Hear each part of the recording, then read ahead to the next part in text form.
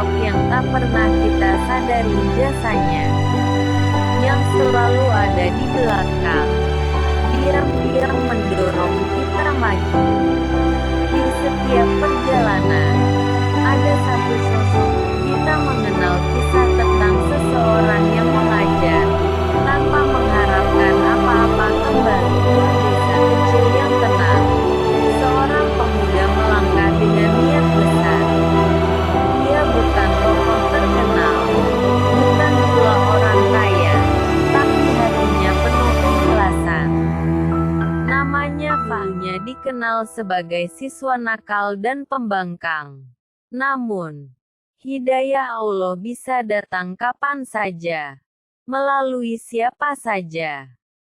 Setelah lulus SMA, ia kembali ke desanya, bukan untuk mencari kerja, tapi untuk mengajar mengaji. Tanpa bayaran, tanpa pamrih, tak selalu dipahami semua orang.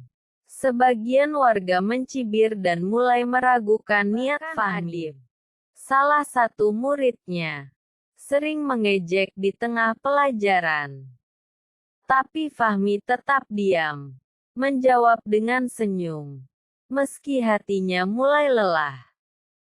Bahkan Adib, salah satu muridnya, sering mengejek di tengah pelajaran. Tapi Fahmi tetap diam, menjawab dengan senyum, meski hatinya mulai lelah. Suatu malam, Fahmi bercerita pada ibunya tentang kelelahan yang ia rasakan.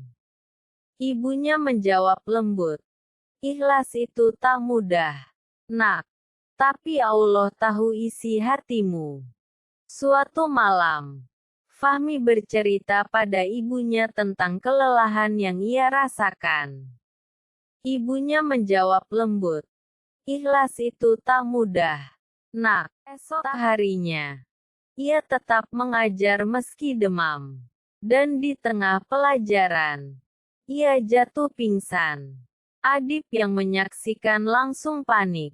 Untuk pertama kalinya, ia merasa bersalah.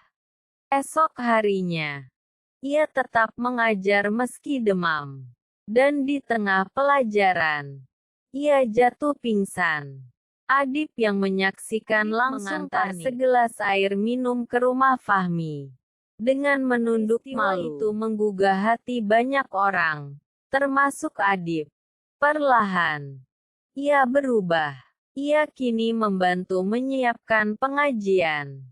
Peristiwa itu menggugah hati banyak orang, termasuk Adib. Perlahan, ia berubah. Ia kini membantu menyiapkan pengajian. Peristiwa itu menggugah hati banyak orang, termasuk Adib. Bahkan ia juga mengajak teman-temannya untuk belajar lebih rajin dan bersungguh-sungguh. Burani yang mendengar kisah Fahmi datang ke surau dan berkata pada para orang tua, "Ikhlas itu tak terlihat, tapi dampaknya bisa terasa seumur hidup."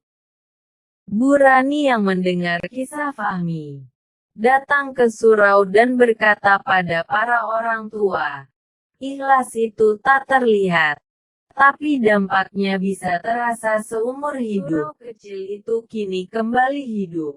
Anak-anak rajin mengaji. Suasana damai terasa setiap sore. Fahmi tetap tak menerima bayaran. Saat ditanya kenapa, ia hanya menjawab, "Kalau semua harus dibayar, siapa yang akan mencari pahala?" Tidak lagi sendirian. Ia berhasil mengubah surau sepi menjadi taman ilmu. Ia tak butuh pengakuan. Cukuplah Allah yang mencatat semuanya dalam lembaran amalnya.